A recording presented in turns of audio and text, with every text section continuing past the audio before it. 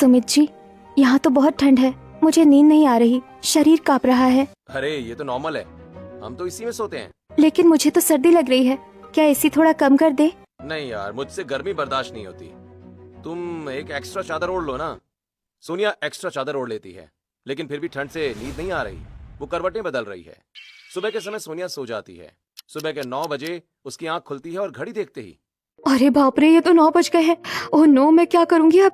सोनिया फटाफट कमरे में उठकर बाथरूम में जाती है और तैयार होकर शीशे के सामने। अरे राम, मैंने तो कभी 8 बजे के बाद उठा भी नहीं। आज पहला दिन और मैं 9 बजे उठी। जल्दी से नीचे जाती हूँ। सोनिया घबराहट में बाल संवारकर साड़ी ठीक करके तेजी से नीचे उतरती है। जैसे ही वो नीचे हॉल में पहुंचती है, पूरा घर सुनसान पड़ा हुआ है। अरे बाप रे, सब कहाँ चले गए? कोई है ही नहीं। पहले मंदिर में पूजा कर लेती हूँ। सोनिया पूजा खत्म करके दादी सास पद्मिनी जी के कमरे की तरफ जाती है। प्रणाम दादी जी। अरे बहू, तुम आ गई। हमें तो लगा था शादी की थकान नहीं उतरी होगी, थोड़ा और सो लेती। ठीक उसी समय सास सुषमा जी और जेठानी शालिनी भी अपने कमरे से बाहर निकलती है। अरे बहू, तुम उठ गई इतनी जल्दी? अरे थोड़ा आराम कर लेती। जी जेठानी जी, वो मुझे आदत है जल्दी उठने की। सोनिया अब ससुर वीरेंद्र जी के कमरे में जाती है, उनके पैर छूती है। अरे आ गई बहू। सोनिया फिर सास के कमरे में जाती है। मम्मी जी, आज मैं अपनी पहली रसोई में क्या बनाऊं? आपको क्या पसंद है? देखो बहू, सुबह का नाश्ता हल्का रखना, फल, ब्रेड, ऑमलेट, जूस बनाना। दादी जी को पराठा पसंद है। सोनिया रसोई की तरफ तेजी से बढ़ जाती है। जैसे ही वो रसोई में घुसती है, रसोई में सेंट्रल एसी फुल स्पीड में चल रहा है। अरे बाप रे, रसोई में भी इतनी ठंड, खाना कैसे बनाऊंगी मैं? हाथ कांप रहे हैं। सोनिया तुरंत नौकरानी शालू की तरफ देखती है। शालू, एसी की हवा बंद कर दो ना, इतनी ठंड लग रही है कि मैं खड़ी भी नहीं हो पा रही। भाभी जी, एसी बंद कर दूं? लेकिन मालकिन जी ने तो सख्ती से कहा है कि रसोई का एसी कभी बंद नहीं होना चाहिए। बस थोड़ी देर के लिए बंद कर दो, खाना बनाते समय मैं सह लूंगी, बाद में फिर चला देना। शालू अनमने मन से एसी का रिमोट उठाकर बंद कर देती है। सोनिया राहत की सांस लेती है और खाना बनाने लगती है। अरे देख, पहली बार कोई बहू बिना एसी के रसोई में खाना बना रही है। इस घर में तो कभी एसी बंद ही नहीं होता था। सच में ये तो नई बात है। बाकी सब तो एसी में बैठकर सिर्फ निर्देश देती है, ये खुद बना रही है और एसी भी बंद करवा दिया। रानी आगे बढ़कर सोनिया की मदद करने लगती है। भाभी जी, एसी के चक्कर में मेरी तबीयत भी बहुत खराब रहने लगी थी। पूरे दिन एसी में काम करो, फिर शाम को घर जाओ तो गर्मी में रहना पड़ता है। रानी दीदी, मुझे भी ठंड बर्दाश्त नहीं होती। सोनिया आलू का paratha, bread omelette, fruit salad, juice और चाय बनाती है और खाना बन जाने के बाद सभी को बुलाने जाती है। मम्मी जी, मैंने पहली रसोई बना दी है, नाश्ता तैयार है, चलिए बाहर। अच्छा चलो, हम कमरे में ही खा लेंगे, तुम ट्रे लेकर कमरे में आ जाओ। सोनिया ट्रे लेकर सुषमा जी के कमरे में जाती है।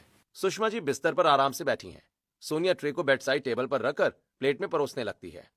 अरे बहू, तुम्हारा चेहरा लाल क्यों है? पसीना आ रहा है। रसोई में एसी नहीं चल रहा था क्या? वो थोड़ी देर के लिए बंद कर दिया था मम्मी जी, ठंड बहुत लग रही थी। क्या एसी बंद कर दिया? इस घर में रसोई का एसी कभी बंद नहीं होता। चलो खाना रख दो, अब जाओ। दादी जी और बाकी सबके कमरे में भी नाश्ता पहुंचा दो। जी मम्मी जी। इसके बाद सोनिया पूरे घर में एक एक कमरे में नाश्ता पहुंचाती है। अरे बहू, पराठा अच्छा बना है। सोनिया, जूस में चीनी ज्यादा है, हम लोग कम मीठा खाते हैं। भाभी थैंक यू, मेरा लंच भी रूम में ले आना। सोनिया आखिर में अपने ससुर वीरेंद्र जी के कमरे में जाती है। बहू रख दो यहाँ पर, अच्छा लगा कि तुम खुद बना रही हो। नाश्ता पहुंचाने के बाद सोनिया बाकी काम करती है और दोपहर में थककर रूम में आती है। सुमित लैपटॉप लेकर काम कर रहा है। सुमित जी, आप लोग ऑफिस नहीं जाते? अरे सोनिया, गर्मी का मौसम है यार, हम लोग घर से ही काम करते हैं। वीडियो कॉल से सब हो जाता है। अच्छा, मैंने सोचा था कि आप लोग रोज ऑफिस जाते होंगे। सुमित जी, थोड़ा एसी बंद कर देना, रात भर ठंड लग रही थी, अब भी बहुत ठंड लग रही है। अरे नहीं सोनिया, बिल्कुल भी नहीं। एसी बंद करने का मत सोचना, यहाँ सबको एसी की आदत है, तुम भी धीरे धीरे आदत डाल लो। सोनिया निराश होकर बाहर हॉल में आ जाती है। वहाँ नंद जानवी सेंट्रल एसी चलाकर आराम से सोफे पर बैठी हुई है। अरे भाभी, आ जाओ, यहाँ बैठो ना। जानवी, थोड़ी देर के लिए एसी बंद कर दो ना, मुझे बहुत ठंड लग रही है। अरे यहाँ एसी बंद नहीं होता। सोनिया हॉल में नहीं बैठ पाती, आखिरकार वो रसोई में जाती है, एसी बंद कर देती है।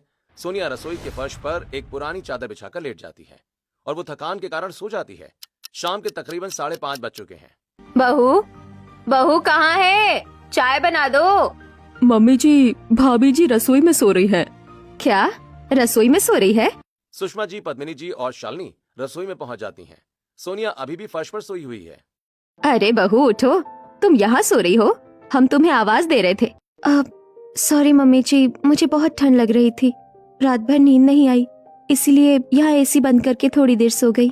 बेटा, हमारे यहाँ हर जगह 10 एसी चलता है, हम गर्मी बर्दाश्त नहीं कर सकते, तुम्हें भी आदत डालनी पड़ेगी। हाँ बहू, यहाँ कोई बिना एसी वाली जगह नहीं है, सोनिया, पहले मुझे भी दिक्कत होती थी काफी, लेकिन अब हमें आदत हो गई है। तुमको भी हो जाएगी। जी मैं अब चाय बना देती हूँ। सोनिया उठकर चाय बनाने लगती है, लेकिन शाम होते होते उसकी तबीयत बिगड़ने लगती है। सर्दी की वजह से मेरी तबीयत खराब हो रही है। अब खाना भी ठीक से नहीं बन पा रहा। हे भगवान, मैं इस घर में कैसे रहूंगी। रात को सोनिया काम करते करते बार बार छींक रही है और नाक पोंछ रही है। कुछ दिन इसी तरह बीत गए। सोनिया अब रोज सुबह 6 बजे उठकर घर के सारे काम करती है। सब लोग अपने अपने एसी वाले कमरे में बैठे रहते हैं। सोनिया ये देखकर परेशान हो जाती है। हे भगवान, कैसे है ये सब लोग। खाना बनकर आता है तो वे कमरे में ही मंगवा लेते हैं, खा लेते हैं और प्लेटें बिस्तर पर या फर्श पर पटक देते हैं। ऐसे ये बीमार हो जाएंगे। सोनिया एसी अवॉइड करना चाहिए ये कहती है, लेकिन उसकी कोई नहीं सुनता। और एक दिन दोपहर में पड़ोस की एक औरत उर्मिला जी मंदिर में भजन के लिए जाने के लिए बुलाने आई हैं। सुषमा जी, आज शाम को मंदिर में भजन है, चलिए ना साथ में। हाँ हाँ बिल्कुल चलेंगे। बहू तुम भी तैयार हो जाना, हम सब साथ जाएंगे। अच्छा, तो मैं आपको 6 बजे लेने आ जाऊंगी। पड़ोसन न्योता देकर चली जाती है। उसके जाते ही सुषमा जी सोनिया से बोली, सुनो बहू, मैं नहीं जाऊंगी। बाहर गर्मी में कौन जाएगा। तुम जाकर उनसे कह दो कि मम्मी जी की तबीयत ठीक नहीं है, इसीलिए नहीं आ पाएंगी। लेकिन मम्मी जी, आपने तो उनके सामने हाँ कह दिया था। अरे बोलने में क्या जाता है, अब जाकर मना कर दो। हे राम, ये सब कितने आलसी हैं। कोई उठना ही नहीं चाहता बिस्तर से। सोनिया पड़ोसन को फोन करके मना कर देती है। उसी रात सुमित के कमरे में एसी फुल स्पीड में चल रहा है। सोनिया चादर में लिपटी हुई करवटें बदल रही है। ठंड से उसके दांत किटकिटा रहे हैं। कितनी ठंड है, नींद ही नहीं आ रही। सोनिया चुपके से कमरे से बाहर आई और हॉल में बड़े से सोफे पर एक पुरानी चादर बिछाकर सो गई। सुबह 6:30 बजे पद्मिनी जी ने देखा कि सोनिया सोफे पर सोई है। अरे बहू, तुम यहाँ सो गई, अपने कमरे में क्यों नहीं सोई? दादी जी, रात को बहुत ठंड लग रही थी, कमरे में एसी बहुत तेज चल रहा था। अरे बेटा, नौकर चाकर देखेंगे तो क्या सोचेंगे, अमीर घर की बहू हॉल में सो रही है। कल से अपने कमरे में ही सोया करो, समझी? जी दादी जी। अगली रात सोनिया रसोई में एक पुरानी चटाई बिछाकर सो गई। सुबह नौकरानी शालू रसोई में घुसी तो सोनिया को फर्श पर सोते देखकर हैरान रह गई। भाभी जी, आप यहाँ सो रही है? हाँ, वो मुझे एसी में नींद नहीं आ रही थी। आज छत पर सो जाती हूँ, सबके जागने से पहले आ जाऊंगी, कम से कम नींद पूरी होगी। सोनिया छत पर चैन से सो जाती है और फिर अगली रात को बालकनी में सोने चली जाती है। लेकिन पड़ोस की औरतें सुबह बालकनी से झांक रही थी।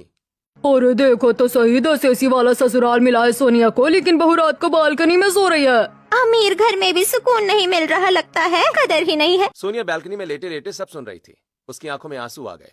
सोनिया उठकर अपने कमरे में जाती है और शाम के समय पूरा परिवार हॉल में बैठा था। तभी मम्मी, पापा, भैया, भाभी, आज थोड़ा घूमने चलते हैं ना, बहुत दिन से घर में बंद है। हाँ चलो, मुझे भी अच्छा लगेगा। पूरा परिवार तैयार होता है, लेकिन घूमने के लिए वो अपनी फुल एसी वाली लग्जरी कार में बैठते हैं। कार का एसी फुल स्पीड में चल रहा है। आज वृंदावन चलते हैं। सभी लोग वृंदावन पहुंचते हैं। मंदिर के बाहर भारी भीड़ है और धूप बहुत तेज है। कार रुकती है, लेकिन कोई भी बाहर नहीं निकलता। अरे बाप रे, इतनी गर्मी और भीड़ है यहाँ पर, तो कार में ही बैठकर दर्शन कर लो ना, विंडो से देख लो। लेकिन मंदिर के अंदर चलकर दर्शन करने में मजा आएगा ना। अरे सोनिया, बाहर निकलने का मतलब ही क्या है यहाँ पर? गर्मी में पसीना आएगा, हम तो भाई कार से ही देख लेते हैं। वो सभी वृंदावन में सिर्फ कार के अंदर से मंदिर देखते हैं और वापस लौट आते हैं। कुछ दिन के बाद वो दिल्ली घूमने जाते हैं। कुतुब मीनार देखने के बाद फिर वो आगरा जाते हैं ताजमहल देखने। लेकिन ताजमहल पहुंचकर भी वो कार से बाहर नहीं निकलते, सिर्फ कार का शीशा नीचे करके बाहर से देख लेते हैं। आप लोग बाहर नहीं निकल रहे? ताजमहल के करीब जाकर देखेंगे तो कितना सुंदर लगेगा। अरे सोनिया, बाहर इतनी गर्मी है, हम तो एसी वाली कार में आराम से बैठकर देख रहे हैं। बाहर निकलकर क्या करना, पसीना आएगा, थकान होगी। हाँ हाँ सोनिया, तुम अगर अकेली घूमना चाहो तो जा सकती हो, हम तो भाई कार में ही बैठे रहेंगे। सोनिया कार की खिड़की से ताजमहल को देख रही है। हे भगवान, 10 एसी वाला ये अमीर ससुराल सुविधाओं से भरा है, लेकिन इसमें जिंदगी कितनी बंद और आलसी हो गई है। सभी घर लौट आए हैं और कुछ हफ्ते के बाद परिवार ने फैसला किया कि सुमित और सोनिया को हनीमून पर भेज दिया जाए। बहू, तुम दोनों हनीमून पर जाओ कश्मीर, वहाँ ठंडक होगी, बर्फ पड़ेगी, तुम्हें अच्छा लगेगा। जी दादी जी, बहुत अच्छा रहेगा। दोनों फ्लाइट से श्रीनगर पहुंचे। होटल का कमरा फुल एसी था। बाहर बर्फ से ढके पहाड़ और ठंडी हवा चल रही थी। सुमित जी, बाहर कितना सुंदर है, चलिए ना थोड़ा घूमने। डल झील देखेंगे, गुलमर्ग जाएंगे। अरे नहीं सोनिया, बाहर बहुत ठंड है, बीमार पड़ जाएंगे। होटल में ही आराम करो यार। अगले दिन सुमित ने कार बुक की। वो डल झील देखने के लिए गए। कार का एसी फुल ऑन था। सुमित जी, कार रोकिए ना, मैं थोड़ा बाहर जाकर झील देखना चाहती हूँ। बाहर से ही देख लो, विंडो से फोटो खींच लो। उसके बाद वो गुलमर्ग गए। बर्फ से ढकी वादियां देखकर सोनिया का मन ललचा रहा था। चलिए ना, थोड़ा पैदल चलकर बर्फ पर चलते हैं। अरे नहीं सोनिया, बर्फ पर फिसल सकते हैं, हम तो भाई कार में ही बैठकर देख लेते हैं। सोनिया उदास हो गई। वो कार की खिड़की से बर्फीले पहाड़ों को देख रही थी। हनीमून पर भी यही हाल, बाहर निकलने का नाम नहीं, सिर्फ एसी वाली कार और एसी वाला कमरा। रात को होटल के कमरे में वापस आकर सोनिया फिर से ठंड से परेशान हो गई। शादी से पहले सपना देखा था कि हनीमून पर घूमेंगे, मजा करेंगे, लेकिन यहाँ भी वही सब। हनीमून के 7 दिन ऐसे ही बीते। घर लौटने के कुछ दिन के बाद सोनिया ने पूरे परिवार की दिनचर्या और स्वास्थ्य पर गौर करना शुरू। वो देख रही थी कि लगातार एसी में रहने की वजह से सबकी तबीयत धीरे धीरे खराब हो रही है। और एक दिन ज्यादा समय एसी में रहने से इम्यूनिटी कमजोर हो जाती है, जोड़ों में दर्द होता है, सांस की समस्या होती है, त्वचा रूखी हो जाती है। ये लोग समझ नहीं रहे हैं। एक शाम जब पूरा परिवार हॉल में बैठा था, सोनिया हिम्मत करके सबके सामने आई। मम्मी जी, आपके कलाइयों और घुटनों में दर्द बहुत बढ़ गया है ना? सुमित जी को भी कमर और घुटनों में दर्द हो रहा है। दादी जी दिन भर थकी रहती है। जेठानी जी और जानवी को बार बार सर्दी जुकाम और गले में खराश हो रही है।